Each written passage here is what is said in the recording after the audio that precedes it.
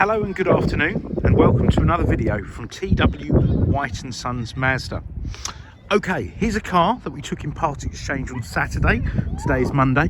It's the first opportunity I had to get the car cleaned with this weather that we've got, and I do apologise, but it is very pretty here today in Orpington, but it is very cold, so if I sound a bit rushed in this video, please forgive me. Now, this car we sold new to a very loyal customer of ours who picked up his new car on Saturday. He went for a CX-5. They have a young family and they had a new addition to the family. So they outgrew the car. Not that this isn't a good family car, because I'll show you all the room in the car at the moment, but that was his third kid, yeah. So he's gone for our CX-5, which is the biggest car in our range. Now, if I take you around the car now, this is a 67 plate, but this was registered January or February this year. Okay, it'll all be in the spec sheet. So it is a 2018 67. Now, when the gentleman had the car serviced and MOT'd a couple of weeks ago, that was when we finalised the deal on his new car, which he picked up Saturday. So it has actually been serviced and MOT'd. So the car is ready to go, bar a clean, but it is very clean. He's looked after it very well, just like the previous cars he's had, because as I say, he's had a number of cars. He's a big Mazda fan. Now, here's the boot. So big enough for a big buggy, two buggies. I know my mother fits two buggies in one of these boots, because she has a very similar, in fact she has an identical car. The seats fold down 60-40 split. Okay, this car's got reverse sensors, and it's got a very generous back seat with the ISOFIX anchorages. Very important if you've got young children, but it's all in lovely condition. They're a non-smoking family. There's been no pets in the cars. They're pet free, which is good. My valeter is very happy because he spends a lot of time removing dog hair from cars, but it's all in really nice shape. This is the machine grey, and this particular model is the 2-litre SEL. They're all 2 litre. This is the SEL Nav spec. So it's a really good spec. You've got LED fog lights, auto lights, wipers, smart city braking, so it will apply the brakes at low speed, under 20 miles an hour if you got too close to the object in front. Really good spec. Let me get in the car. Now, as I say, it's got a fresh bill of health. It's done under 14,000 miles, and all the alloys are unmarked. The car is really nice. Right, let's get inside. Now, before I sit in, just to let you know, you've got automatic folding wing mirrors, okay, which will fold in and out when you lock and unlock the car, but you can do it manually there.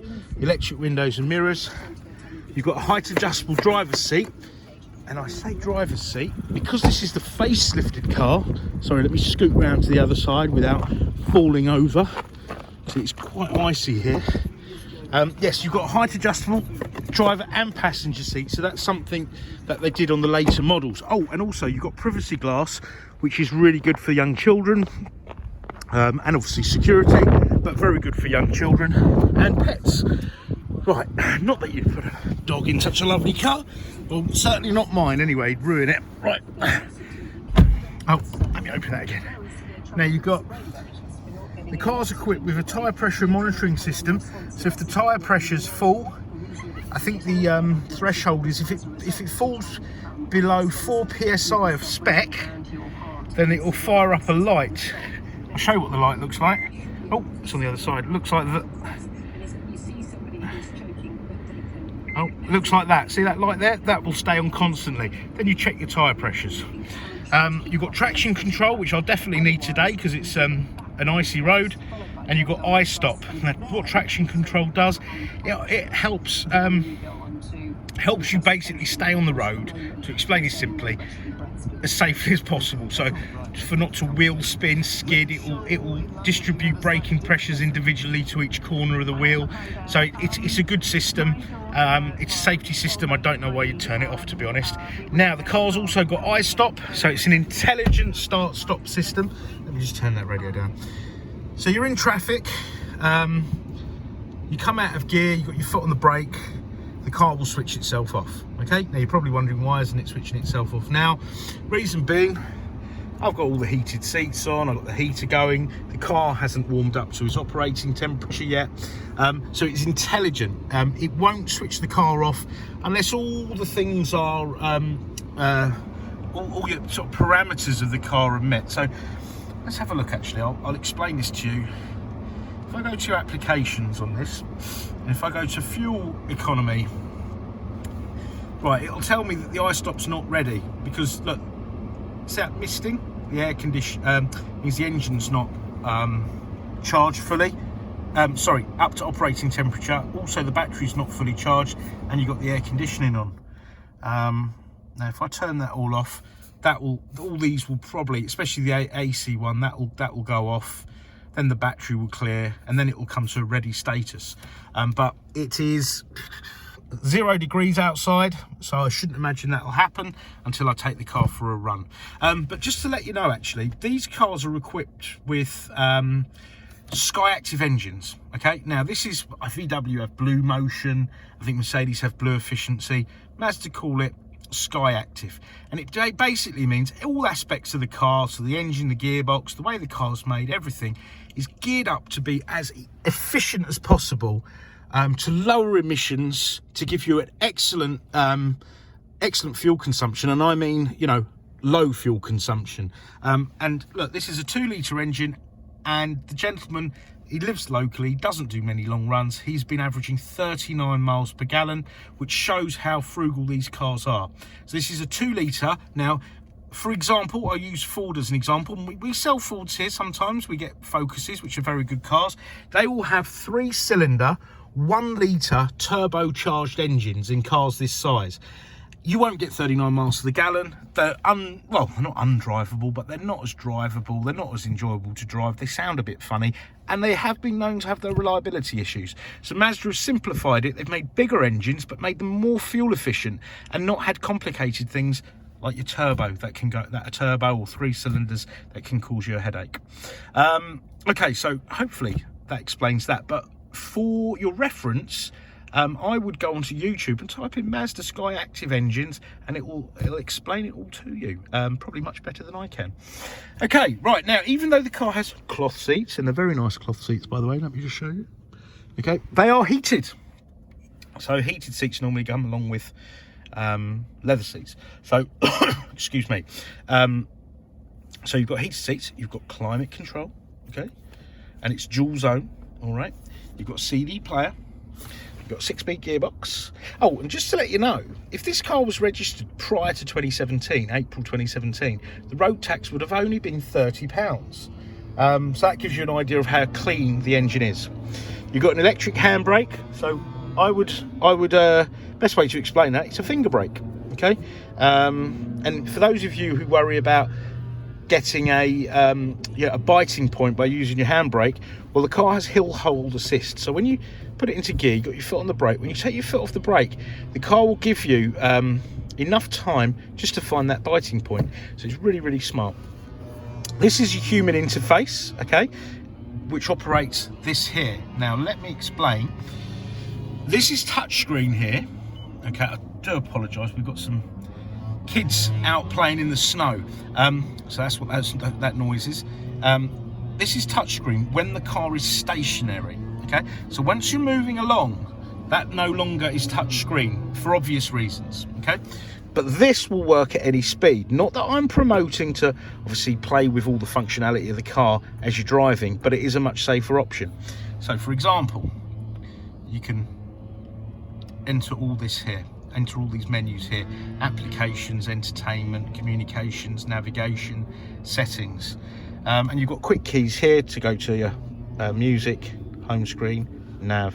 Okay, so once you get used to that, it's so easy to use. So I'll take you back to the home screen again.